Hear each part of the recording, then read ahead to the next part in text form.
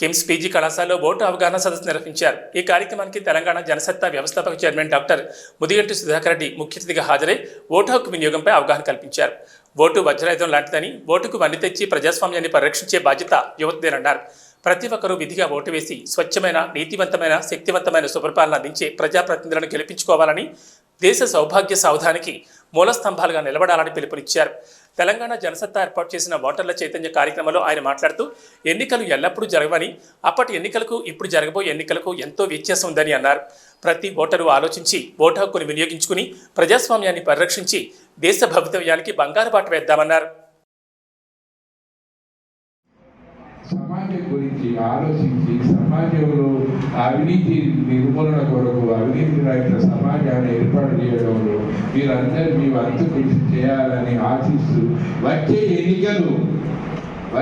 ఎన్నికలు దేశ భవిష్యత్తుకు ఒక తాత్కాలంగా నిలుస్తాయి.